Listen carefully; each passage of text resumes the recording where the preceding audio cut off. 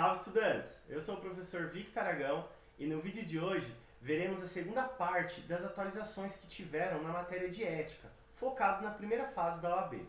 Estudaremos um assunto importante cobrado pela banca FGV que sofreu alterações. Bom, e o assunto da aula de hoje é dos honorários advocatícios. É o capítulo 6 do Estatuto da OAB. Ele sofreu alterações pela Lei 14.365 de 2022. Atualizações essas que podem cair na sua prova. Então vamos aos estudos. E o primeiro artigo que veremos é o artigo 22. Houve uma alteração no seu parágrafo 2º.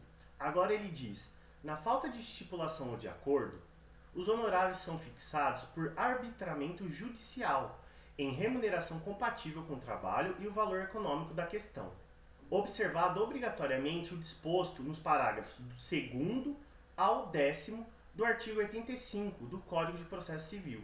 Então essa alteração que houve no parágrafo 2º é muito importante, porque na falta de estipulação ou de acordo de honorários, vai ser por arbitramento judicial, e as regras que têm que ser levadas em consideração, obrigatoriamente, são as que estão no artigo 85 do Código de Processo Civil. Continuando, parágrafo 8º. Consideram-se também honorários convencionados aqueles decorrentes da indicação de cliente entre advogados ou sociedade de advogados, aplicada a regra prevista no parágrafo 9º do artigo 15 dessa lei, do Estatuto da OAB. Portanto, esse parágrafo ele informa que honorários convencionados são também aqueles que são decorrentes de clientes entre advogados ou sociedade de advogados. Então, esses clientes que são indicados também são considerados honorários convencionados.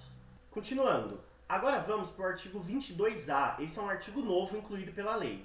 Fica permitida a dedução de honorários advocatícios contratuais dos valores acrescidos, a título de juros de mora, ao montante repassado aos estados e aos municípios na forma de precatórios, como complementação de fundos constitucionais. Então, conforme esse artigo, agora é permitida a dedução dos honorários advocatícios, a título de juros de mora, para repassar aos estados e municípios na forma de precatórios.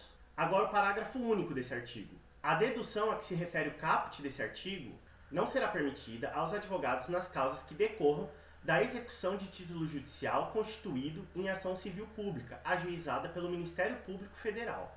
Portanto, essa dedução trazida pelo caput do artigo, no parágrafo único, ele traz uma exceção. Essa dedução dos honorários advocatícios não vai poder nos casos que for de execução de título judicial em ação civil pública, ajuizada pelo Ministério Público Federal. Então, uma exceção à regra agora, permitindo a dedução dos honorários advocatícios. Continuando. Agora, vamos ver o artigo 24. Houve uma inclusão do parágrafo 3º-A.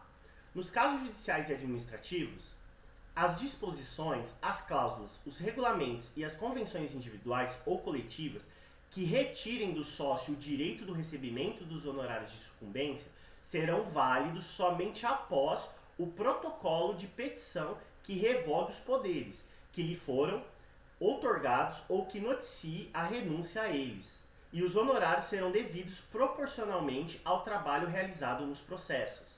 Então só vai ser válido retirar o sócio dos recebimentos dos honorários de sucumbência a partir do momento do protocolo da petição que revogue os poderes dele. E, mesmo assim, ele vai ter direito aos honorários que são devidos proporcionalmente ao que ele já realizou de trabalho naquele processo. Continuando. Parágrafo 5º, parágrafo novo do artigo 24. Salvo renúncia expressa do advogado aos honorários pactuados na hipótese de encerramento da relação contratual com o cliente, o advogado mantém o direito aos honorários proporcionais ao trabalho realizado nos processos judiciais e administrativos em que tenha atuado, nos exatos termos do contrato celebrado, inclusive em relação aos eventos de sucesso que, porventura, venham a ocorrer após o encerramento da relação contratual. Então, o parágrafo 5º deixa bem claro que o advogado ele tem direito aos honorários proporcionais ao trabalho realizado, só tendo uma exceção, que ele renuncie de forma expressa esses honorários pactuados pelo serviço realizado, mesmo que o serviço não chegue até o fim, se encerre no meio dele, mas proporcionalmente ele vai ter direito àquilo que ele já trabalhou, o que ele já realizou no processo. Parágrafo 6º agora. O distrato e a rescisão do contrato de prestação de serviços advocatícios, mesmo que formalmente celebrados, não configura renúncia expressa aos honorários pactuados. Então não é porque se encerrou aquele contrato, rescindiu aquele contrato, que está caracterizado a renúncia dos honorários pactuados. Como vimos no parágrafo anterior, o que foi trabalhado, o advogado vai ter direito àqueles honorários proporcionais. Próximo parágrafo, 7º. Na ausência do contrato referido no parágrafo 6º deste artigo, os honorários advocatícios são arbitrados conforme o disposto no artigo 22 desta lei. Então o parágrafo 7º diz que na ausência do contrato que vimos do parágrafo anterior, os honorários eles vão ser arbitrados conforme o artigo 22 do Estatuto da OAB. Continuando. Tá gostando da aula? Então se inscreve aí no canal, deixe seu like, que assim você ajuda esse projeto e possibilita estar cada vez mais trazendo conteúdo para vocês. E me segue no Instagram, sempre que tem vídeo novo no canal eu divulgo por lá, além de dicas, informações. Continuando com a aula. Agora vamos ver o novo artigo 24A. No caso de bloqueio universal do patrimônio do cliente por decisão judicial, garantir-se-á ao advogado a liberação de até 20% dos bens bloqueados para fins de recebimento de honorários e reembolso de gastos com a defesa, ressalvadas as causas relacionadas aos crimes previstos na Lei de Drogas e observado o disposto do parágrafo único do artigo 243 da Constituição Federal. Aqui temos um artigo importante, novo para sua prova, que é sobre o bloqueio universal do patrimônio do cliente. A decisão judicial que tomar essa atitude, ela pode garantir até 20% desse valor bloqueado para o advogado, em razão dos seus honorários e o reembolso de gastos. Porém, vem uma ressalva, importante saber ela. No caso de crimes de lei de drogas, não vai poder ter essa liberação de até 20%. E tem que ser observado todos esses trâmites conforme a Constituição no seu parágrafo único do artigo 243. Continuando, agora o parágrafo 1º desse artigo 24A, que é um artigo novo. O pedido de desbloqueio de bens será feito em autos apartados, que permanecerão em sigilo mediante a apresentação do respectivo contrato. Então aqui temos dois pontos importantes para a prova. Primeiro, que o pedido do desbloqueio vai ser em autos apartados. E segundo, que vai ser em sigilo. Próximo parágrafo. Segundo, o desbloqueio de bens observará preferencialmente a ordem estabelecida pelo artigo 835 do Código de Processo Civil. Tomar cuidado nesse ponto da aula, que o desbloqueio ele tem que seguir preferencialmente os trâmites que traz o Código de Processo Civil lá no artigo 835. Porém, é preferencialmente e não obrigatoriamente, que pode ser uma pegadinha de prova. Continuando. Agora o parágrafo 3º. Quando se tratar de dinheiro em espécie, de depósito ou de aplicação em instituição financeira, os valores serão transferidos diretamente para a conta do advogado ou do escritório de advocacia responsável pela defesa. Então, o que vimos no caput, que é até 20% dos bens bloqueados, eles vão ser transferidos diretamente para a conta do advogado ou do escritório de advocacia responsável pela defesa daquela causa. Mas lembrando que isso ocorre quando for dinheiro em espécie, depósito ou aplicação em instituição financeira. Continuando. Agora o parágrafo 4º. Nos demais casos, o advogado poderá optar pela adjudicação do próprio bem ou por sua venda em asta pública, para a satisfação dos seus honorários devidos, nos termos do artigo 879 e seguintes do Código de Processo Civil.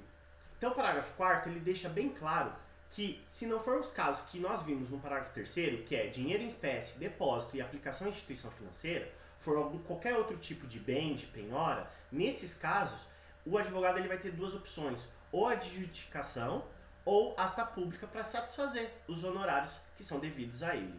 E esses trâmites da adjudicação e da asta pública vão ter que estar respeitando os trâmites trazidos pelo Código de Processo Civil do artigo 879 e seguintes. Continuando, parágrafo 5º.